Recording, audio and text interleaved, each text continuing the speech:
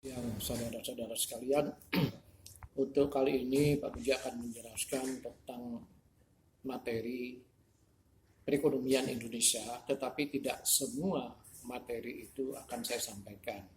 Yang pertama itu asal saudara-saudara itu membaca, misalnya materi 1, 2, 3 itu dibaca, dihafalkan, ya insya Allah saudara akan bisa menjawab pertanyaan itu. Memang ada beberapa yang perlu saya jelaskan. Yang pertama, ini pada pertemuan yang kelima, jadi pada materi yang sudah saya upload itu menyangkut masalah moneter. Jadi moneter itu seperti definisi, itu adalah uang, masalah uang dan permasalahannya. Karena uang itu pertama jenisnya itu bermacam-macam, ada uang kartal, uang giral, kemudian ada uang kuasi dan atau new money itu. Uang kartal itu yang sehari-hari kita miliki untuk konsumsi seperti dari kertas dan dari logam. Kemudian kalau uang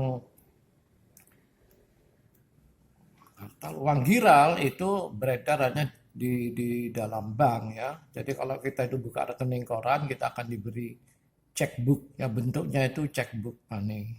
Itu uang giral. Kemudian uang kuasi itu berupa deposito, artinya ada waktunya, time deposit ya. Ada waktunya 1 bulan, 3 bulan, 6 bulan. Ya, itu kemudian ada uang yang lain. Nah, selanjutnya Irving Fisher itu membuat rumusan tentang masalah uang ini, di mana uang yang diminta demand for money M itu sama dengan 1/V kali P price dan T.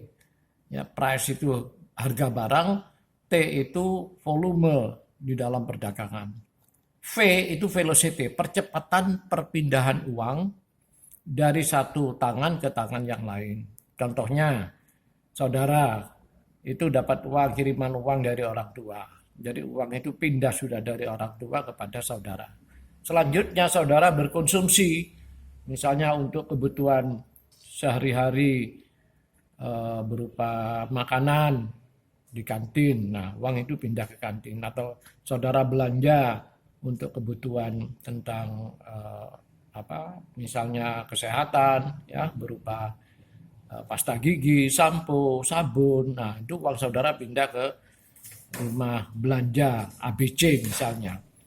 Selanjutnya uang dari rumah belanja ABC itu akan berpindah uang itu ke distributor barang-barang itu. Selanjutnya distributor ke pabrik atau perusahaan dan balik lagi ke bank. Sehingga uang itu akan berpindah-pindah. Itu namanya velocity, perpindahan uang. Nah, menurut Irving Fisher, permintaan uang M ini itu sama dengan 1/V kali P dan T. Artinya, kalau volume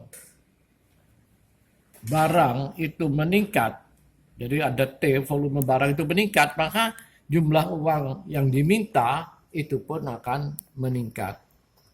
Ya, ini masalah matematik. Kalau sebelah kanan itu berubah naik, ya kiri juga ikut naik. Dan sebaliknya kalau kanan itu turun, sebelah kiri M ini juga turun. Ini demand for money.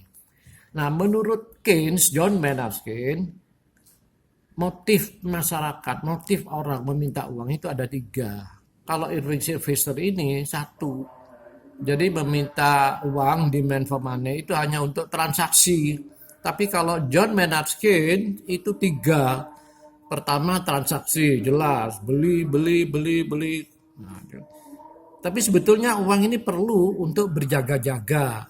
Makanya dalam ekonomi makro itu dituliskan Y itu sama dengan C plus S. Jadi pengeluaran dana, permintaan dana masyarakat itu untuk kebutuhan konsumsi dan ditabung.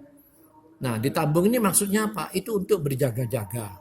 Siapa tahu kita kemudian mengalami sakit. Nah, itu kan perlu berobat ke dokter atau membeli obat-obatan.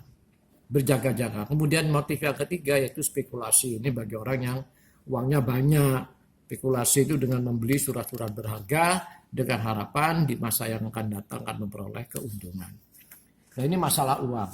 Kemudian selanjutnya uang beredar itu di Indonesia ini ternyata ada uang kartal, uang giral. Nah, itu dilambangkan rumus M1. Kemudian uang kuasi. Uang kuasi ya, deposito apa itu. Nah, kemudian itu yang kedua. Kemudian yang ketiga itu juga uang ini surat berharga selain saham. Misalnya sertifikat Bank Indonesia. Jadi sertifikat Bank Indonesia itu adalah selembar sertifikat yang dikeluarkan oleh Bank Indonesia. Kemudian ada nilai nominal dan jangka waktu serta balas jasa dari Bank Indonesia berupa persentase.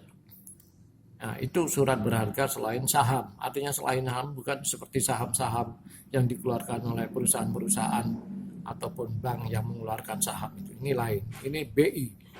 Nah, kembali lagi uang yang beredar di Indonesia itu M1 terdiri dari uang kartal dan uang giral, kemudian ditambah uang kuasi, deposito, ditambah surat berharga selain saham.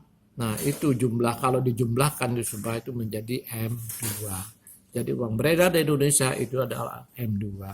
Satu contoh, ini misalnya dalam bentuk miliar rupiah tahun 2014, ya pada bulan Januari itu, ini nilainya itu, ya. Jadi 380.000 miliar ya, miliar, jadi ini 380 triliun ini, 661 miliar rupiah dan seterusnya. Ini bisa saudara baca. Ini semua ada materinya di si akad. Ya, jadi uang beredar kesimpulannya ini tadi terdiri dari uang kartal, uang giral atau M1, uang kuasi deposito plus surat berharga bukan saham. Nah, itulah uang yang beredar di Indonesia, di masyarakat. Selanjutnya terkait dengan masalah moneter, ini inflasi, ya. Menurut Paul Alsaberson itu disebutkan di sana, sudah saya tuliskan bahwa dimaksud dengan inflasi itu adalah kenaikan harga barang dan jasa umum secara terus-menerus dalam waktu tertentu. Ya, waktunya itu tiap bulan, ya, yang mencatat kenaikan penurunan harga barang adalah BPS di Indonesia. Nah, cuma di Indonesia patokan untuk menentukan inflasi itu naik turunnya barang dan jasa itu ditentukan oleh IHK, ini indeks harga konsumen. Selanjutnya saudara bisa baca sendiri, ya, definisi ya. Nah, cuman yang perlu kita pahami itu adalah angka inflasi itu sendiri, ya.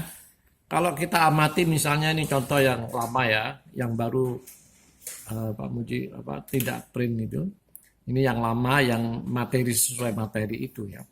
Kalau kita amati ini 2016 tahun 2017.